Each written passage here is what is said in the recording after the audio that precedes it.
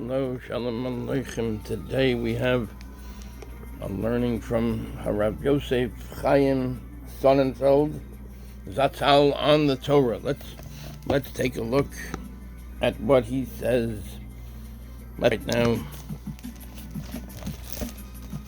Parshas Tzav. This is the Parsha. Parshas Tzav. Okay, Thanksgiving and the Kohanim. What's the connection between Thanksgiving and the Kohanim? The priests, the Kohanim.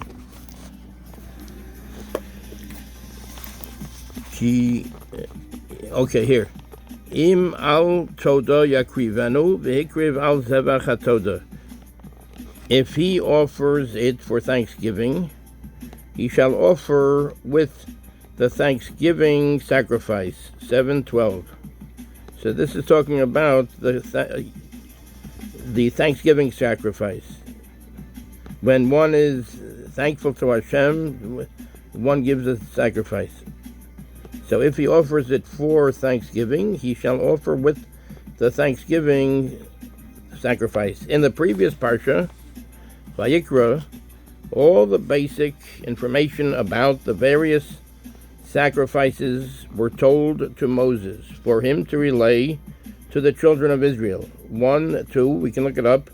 That's in Vayikra, Parak 1, the 1 and 2, the second pasuk, and then the fourth parak, 4, 2 in the second pasuk, so that they would know which sacrifices to bring upon which occasions. So they should know which sacrifices to bring upon which occasions.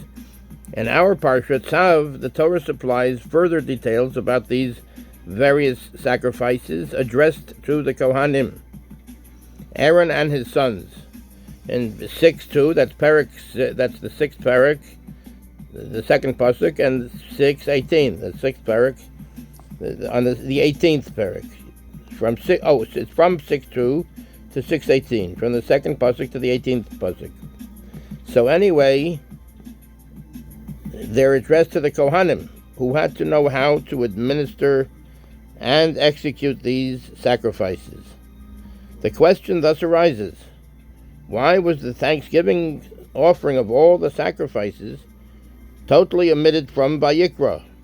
In other words, in Vayikra, Hashem was telling Moshe the sacrifices that had to be brought and how it was to be brought. Why is it mentioned for the first time only in Tzav, which is addressed to the Kohanim? So what do the Kohanim have to do with the Thanksgiving offering? In order to answer this question, let us first clarify the exact nature of the Thanksgiving offering.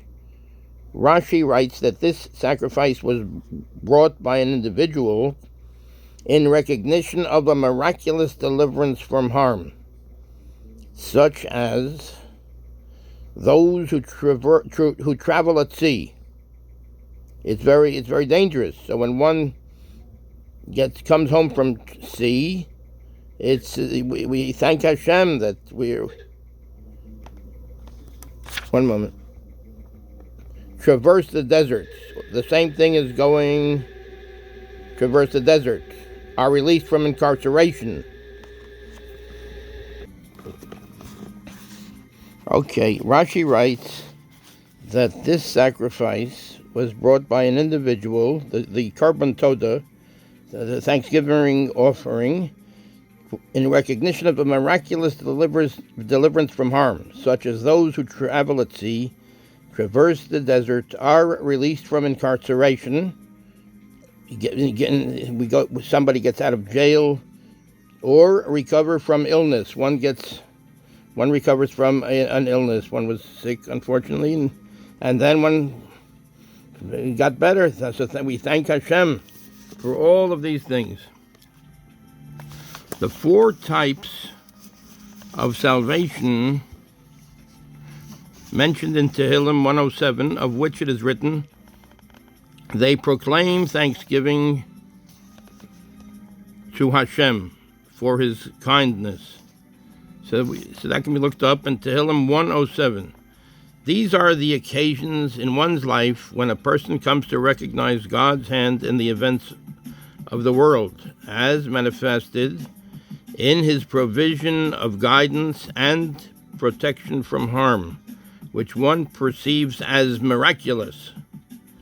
Although the ordinary laws of nature might not necessarily have been abrogated in these incidents, but still we feel that Hashem did a tova to us, did a goodness to us, even though the laws of nature might not have necessarily been abrogated in these incidents. Still, we can be thankful to Hashem. We feel it's an ace in a way. The Kohanim, however, were witnesses to an even higher level of exposure to God's imminent presence in this world. For as we are taught in Pirkei Avos 5:5, that's the fifth parak in the fifth Mishnah, there were 10 overt miracles that were witnessed in the temple on a regular basis. The idea, so they were always in the Beis HaMikdash. So they saw 10 overt miracles that were witnessed in the temple on a regular basis. The idea of expressing one's recognition of God's intervention in our everyday lives by bringing a thanksgiving offering then is even more applicable to the Kohanim, who experienced this intervention through manifest miracles on a daily basis. It is for this reason, explained Rav Yosef Chaim, that the entire discussion of the Thanksgiving offering is deferred to Tzav. That's this week's Parsha, which speaks directly to the Kohanim, rather than to the common people. So the Kohanim have more of a shaychus, they have more of a connection to being thankful to Hashem for miracles, for miraculous events, because they're more sensitive to Hashem's mercy, the miracles that he does. Another explanation might be offered in light of an insight that was mentioned above on the verse, she, Leah, conceived again and bore a son, and declared, "This time I shall give thanks to Hashem." Parshas 29:35. The Talmud Brachos 7b comments, "From the day God created his world, there was never any person who gave thanks to God, until Leah came along and gave thanks to him."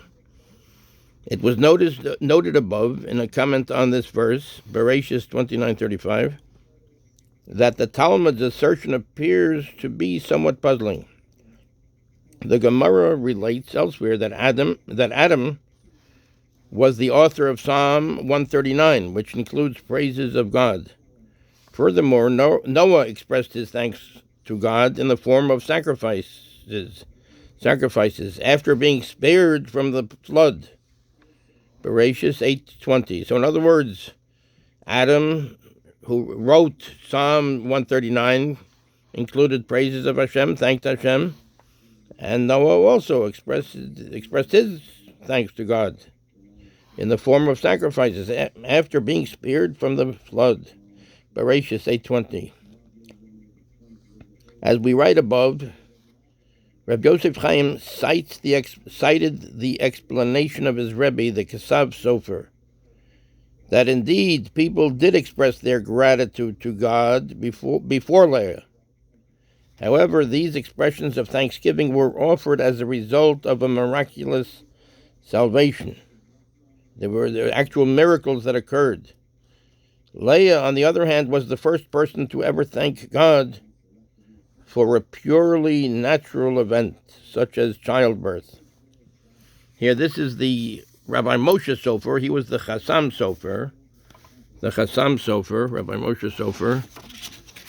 And his son, he had a son who was called the Tzav Sofer. So the Tzav Sofer was Rav Yosef Chaim Sonnenfeld's his Rebbe. So Rav Yosef Chaim cited the explanation of his Rebbe, the Tzav Sofer, that indeed people did express their gratitude to God before Leah. However, these expressions of thanksgiving were offered as a result of a miraculous salvation. Leah, on the other hand, was the first person to ever thank God for a purely natural event, such as childbirth, Parshas Tzav. In other words, Leah had it in her to thank Hashem for something which was natural, as it were. In other words, for a thing that we see as natural in the natural scheme of things, not a nace, not a something that is supernatural, because everything is a gift of Hashem. So Leah was able to see this. Bearing this explanation in mind, let us return to the question raised above.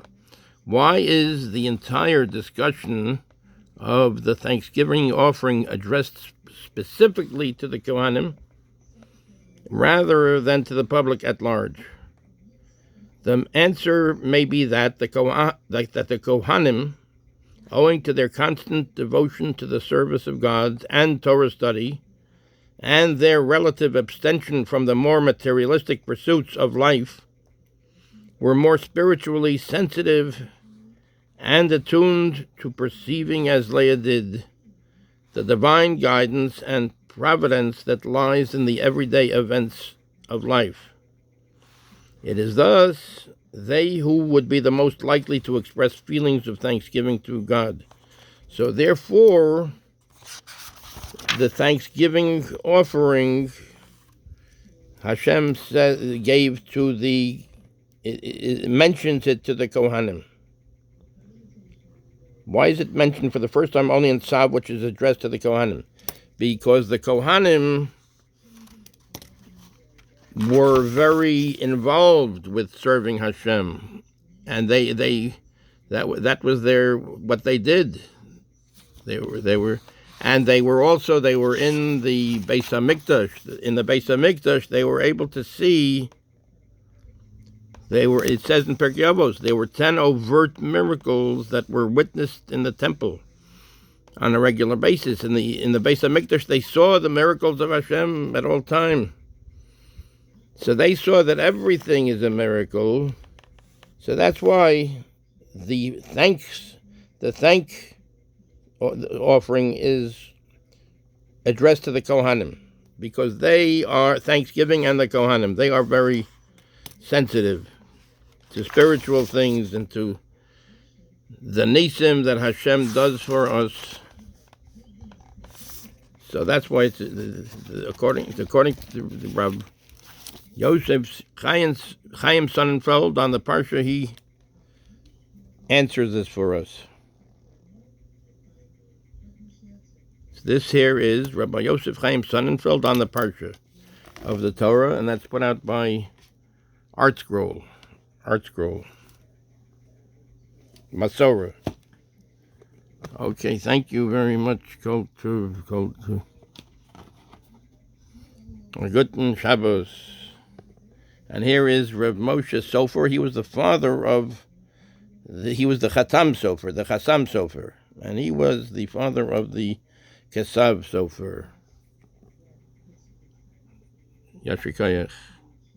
Kol Tov.